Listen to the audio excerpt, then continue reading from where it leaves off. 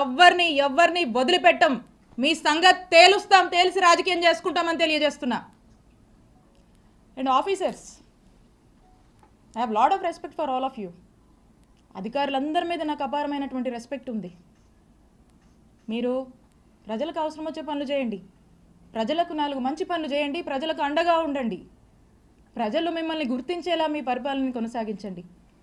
ఇలాంటి అక్రమాలు చేసేటువంటి వాళ్ళకి, ఇలాంటి అవినీతి పనులకు మీరు అండగా ఉండొద్దు. కొంతమంది ఉన్నారు బాగా అత్యుత్సాహానికి పోతూ ఇట్లాంటి పనులు చేస్తూ ఉన్నారు. నేను చెప్తున్నా, ఇలా అత్యుత్సాహంతో ఏ ఆఫీసర్ అయినా ఇష్టం వచ్చినట్టు చేస్తూ ముందుకు వెళ్తున్నాడా, I'm telling you, you will face severe consequences in the future. You are going to face severe consequences. నేను హెచ్చరిస్తున్నా, అత్యుత్సాహం చూపించేటువంటి ఆఫీసర్లని, మరింత అత్యుత్సాహం చూపిస్తున్నటువంటి కొంతమంది టీడీపీ వాళ్ళని, ఇక్కడున్నటువంటి ఎమ్మెల్యే పుల్లారావు గారిని, మీరు మా జోలికి వస్తే మమ్మల్ని తప్పుడు కేసుల్లో ఇరికిచ్చి నానా ఇబ్బందులకు మమ్మల్ని గురి చేస్తే, I'm telling you, note this, for every action there is an equal and opposite reaction. Newton's 3rd law గుర్తుపెట్టుకోండి. For every action of yours there is going to be an equal and opposite reaction from us when day comes, when time comes. మాకంటూ ఒక రోజు వస్తుంది, మా జగనన్న ప్రభుత్వం మళ్ళీ ఒక రోజు వస్తుంది, తేలుస్తాం మీ సంగతి.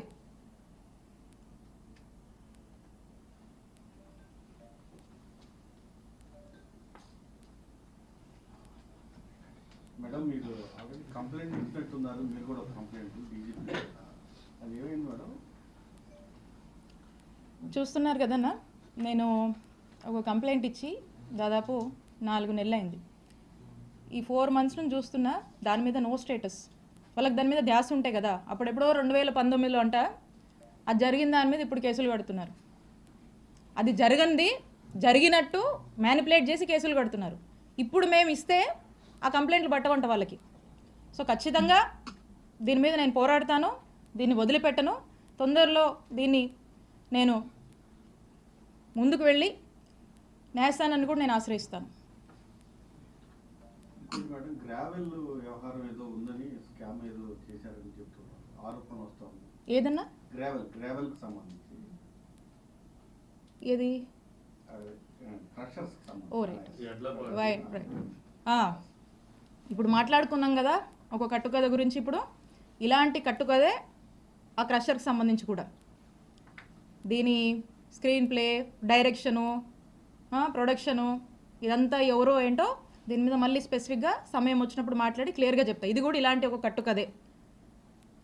ఎప్పుడు ప్రజల్లో డిఫేమ్ చేయాలి, పదే హ్యూమిలియేట్ చేయాలి, భయపెట్టాలి, ఇబ్బంది పెట్టాలి, అల్లరి చేయాలి, అవాస్తవాలని వాస్తవాలుగా చూపించేటువంటి ఒక ప్రయత్నంలో భాగంగానే ఇది కూడా ఒక నెరేటివ్ బిల్డ్ చేశారు. దీని గురించి కూడా ఖచ్చితంగా సమయం వచ్చినప్పుడు నేను మాట్లాడతా. నేను ఒకటే చెప్తా ఉన్నా, నేను ఎమ్మెల్యేగా పనిచేశా, నేను మంత్రిగా పనిచేశా, నేను దేనికైనా ఏ ఛాలెంజ్కైనా సిద్ధమే. నేను ఏ రోజు ఏ తప్పు చెయ్యలా.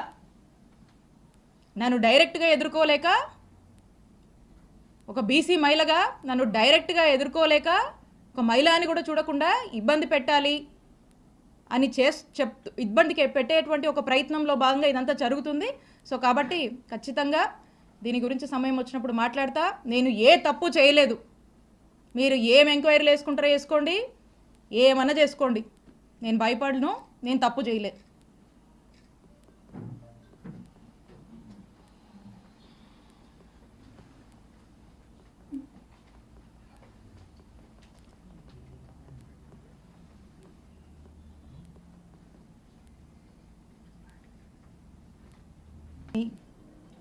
ఇలాంటి మోసపూరిత హామీలు చెప్పి ప్రజలకు ఆశ చూపించి వాళ్ళ చేతిలో ఓట్లు వేయించుకొని కూటమి ప్రభుత్వం అధికారంలోకి వచ్చింది.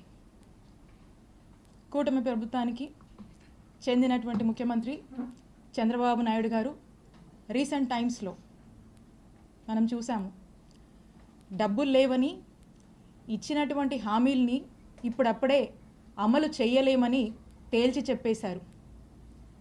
ఇదేంటా అని వైఎస్ఆర్ కాంగ్రెస్ పార్టీకి సంబంధించినటువంటి నాయకులు కానీ, సామాన్య సోషల్ మీడియా కార్యకర్తలు కానీ, సోషల్ మీడియా యాక్టివిస్ట్ కానీ ఏదన్నా ప్లాట్ఫామ్స్లో సోషల్ మీడియాలో దీన్ని కనుక ప్రశ్నిస్తే, క్వశ్చన్ చేస్తే అక్రమ కేసులు, అక్రమ అరెస్టులు, జైళ్ళకి ఏడుస్తారు. ఇదంతా కూడా ఒక రెడ్ బుక్ రాజ్యాంగం రాష్ట్రంలో నడుస్తుంది. మరి ఈ రోజున ఇది ఎలా అయిపోయిందంటే మన రాష్ట్రంలో ఇదొక పాలసీ మాదిరిగా, ఇదొక గవర్నమెంట్ పాలసీ, ఈ గవర్నమెంట్ పాలసీ రాష్ట్రం మొత్తం ఇంప్లిమెంట్ చేయాలి కావచ్చేమోనని ఇక ఇది ముందుకు కొనసాగుతూ ఉంది. ఇదిట్లా ఉంటే మన చిలకలూరిపేట నియోజకవర్గంలో ఈరోజు నియోజకవర్గ పరిస్థితి ఏంటంటే ఒక ఆటవిక అరాచక పాలన చిలకలూరిపేట నియోజకవర్గంలో కొనసాగుతుంది. ఇక్కడున్నటువంటి ఎమ్మెల్యే పుల్లారావు గారు అవినీతికి ఘనపాటి పత్తిపాటి అని చెప్పొచ్చు. ఇక్కడ ఒక చక్కటి నరేటివ్ని, కట్టుకథ చక్కగా అల్లి ఒక వ్యక్తిని ఈ పుల్లారావు గారు స్టేషన్కి పంపిస్తాడు. పంపించి ఒక కంప్లైంట్ ఇప్పిస్తాడు.